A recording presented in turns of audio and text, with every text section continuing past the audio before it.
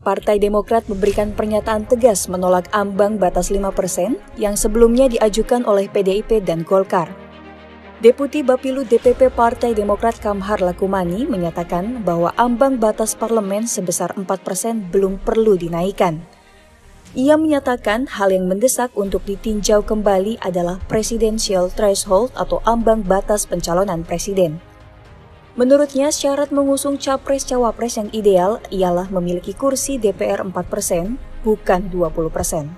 Kita ubah presidensial threshold 20% yang menjerat tumbuhnya kader-kader muda pemimpin baru bangsa. Ada Ganjar, ada Anies, ada AHY, ada Ridwan Kamil, ada Sandiaga Uno. Ini terpelajar, sekolah, bahasa Inggrisnya bagus-bagus semuanya. Tetapi ya, karena sistem pertandingan yang kita buat sendiri, mereka tidak bisa turun bermain. Yang akhirnya turun bermain nanti, kembali lagi pemain-pemain tua, pemain seri B, seri C begitu. Nah, karakter dari sistem presidensil itu adalah di mana presiden tidak bisa disandera oleh kekuatan parlemen. Tetapi pemberlakuan ambang batas pencalonan presiden membuat pencalonan presiden tersandera oleh kekuatan parlemen masa lampau. Tapi peserta pemilu legislatif sebelumnya. Nah, jadi ini jelas bertentangan dengan konstitusi kita. Persis, kalau kemudian kita ingin menarik ini menjadi sedikit ideologis begitu, ini yang disebut sebagai perjuangan parlementer. Itu dia. Jadi Bang Ferry ini punya 78 kursi, Bang Viva punya 44, Bang Saan punya 59, Pak Mardani punya 50, kami punya 54. Kalau di total tadi saya hitung, kita ini 285 kursi. 285 bagi 575 kursi yang hari ini ada DPR RI kali 100 itu 49, sekian persen. Jadi kita tinggal kurang 2% lagi, tambah 5 kursi lagi, lolos itu di parlemen. Dalam konstitusi kita itu jelas ada delegasi untuk mengatur hal tersebut.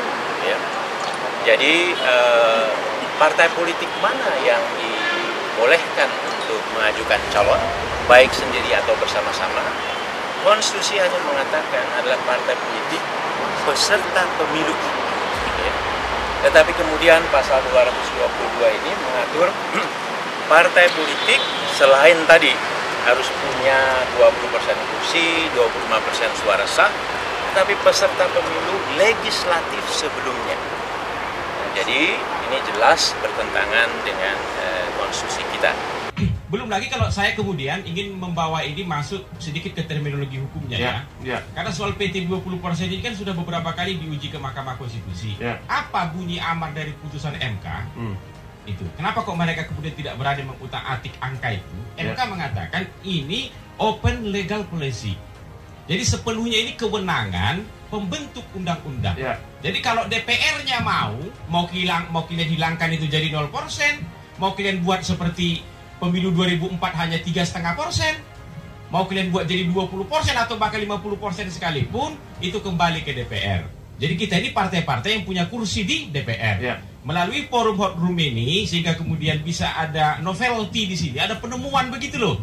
Ibarat sebuah disertasi ini novelty ini, dari hot room ini, mari kita bangun koalisi, 1, 2, 3, 4, 5 partai politik, kita berkoalisi di hot room, kita ubah presidensial threshold 20% yang menjerat tumbuhnya kader-kader muda pemimpin baru bangsa. Nah, karakter dari sistem presidensil itu adalah di mana presiden tidak bisa disandera oleh kekuatan parlemen. Tetapi pemberlakuan ambang batas pencalonan presiden membuat pencalonan presiden tersandera oleh kekuatan parlemen masa lampau. Nah, itu kan berarti putusan MK sebelumnya menyebutkan tidak menginginkan pemberlakuan sistem presidensil rasa parlementer. Itu tertulis resmi di dalam putusannya. Nah, dalam pandangan kami, justru pemberlakuan ambang batas ini yang membuat sistem presidensil kita berada di bawah bayang-bayang rasa parlementer. Karena di pasar hari ini, mohon maaf Bang, ada begitu banyak pemain yang klasifikasinya itu, saya katakan itu, pemain seri A begitu. Ada Ganjar, ada Anies, ada AHY, ada Ridwan Kamil, ada Sandiaga Uno. ini terpelajar, sekolah, bahasa Inggrisnya bagus-bagus semuanya. Tetapi ya, terganjal karena sistem pertandingan yang kita buat sendiri, mereka tidak bisa turun bermain. Yang akhirnya turun bermain nanti, kembali lagi pemain-pemain tua, pemain seri B, seri C begitu.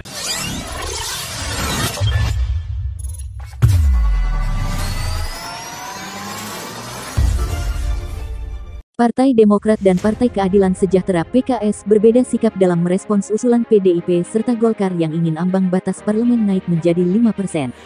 Demokrat tidak setuju dengan usulan tersebut.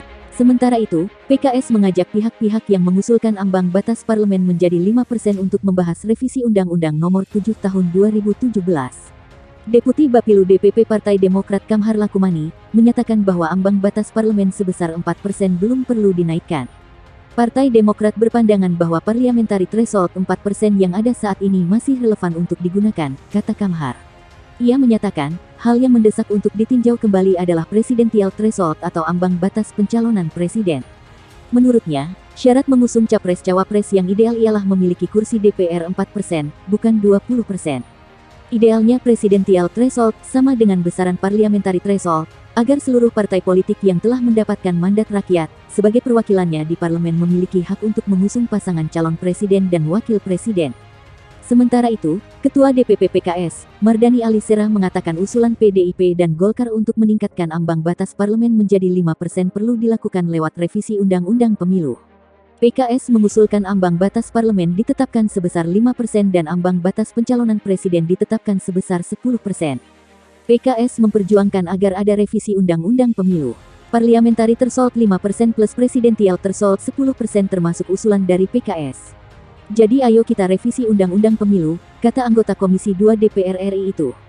Sementara itu, Wakil Ketua Komisi 2 DPR RI dari fraksi Partai Nasdem, San Mustafa, mengatakan bahwa revisi Undang-Undang Pemilu sudah disepakati untuk tidak direvisi. Ia pun menolak mengomentari lebih lanjut soal usulan PDIP dan Golkar tersebut. Kita sudah sepakat untuk tidak melakukan revisi Undang-Undang Pemilu. Kalau setelah pemilu 2024 nanti kita lihat kemungkinannya. Terpisah, Wakil Ketua Komisi 2 DPR dari fraksi Partai Kebangkitan Bangsa PKB, Lukman Hakim meyakini usulan PDIP dan Golkar soal peningkatan ambang batas parlemen memiliki dasar filosofi dan rasionalisasi yang kuat. Namun, dia menolak menyampaikan pandangan soal ambang batas parlemen yang ideal untuk ditetapkan. Lukman mengatakan baru akan menyampaikan usulan PKB soal ambang batas parlemen apabila hal tersebut dibahas di DPR secara resmi. Saya akan sampaikan pandangan PKB mengenai parliamentary threshold, kelak jika terdapat momentum pembahasan di DPR. Sebelumnya, Sekretaris Jenderal PDIP Hasto Kristianto kembali mengusulkan peningkatan ambang batas parlemen menjadi 5%. Hasto beralasan sistem presidensial membutuhkan sokongan sistem multipartai sederhana. Menurutnya, peningkatan ambang batas parlemen perlu dilakukan secara terus-menerus. Hasto mengatakan sistem multipartai sederhana akan mendukung efektivitas pemerintahan. Dengan demikian, konsolidasi bisa tercapai secara menyeluruh. Pendapat serupa juga disampaikan Wakil Ketua Umum Partai Golkar Ahmad Doli Kurnia. Doli sepakat jika ambang batas parlemen dinaikkan menjadi 5%. Idealnya partai politik di Indonesia ini pada akhirnya sekitar 6, 7, atau 8. Jadi, kita tidak melarang siapapun untuk punya hak mendirikan partai politik karena itu dijamin oleh UUD 45, tetapi ada juga proses seleksi yang cukup ketat, ujar Doli.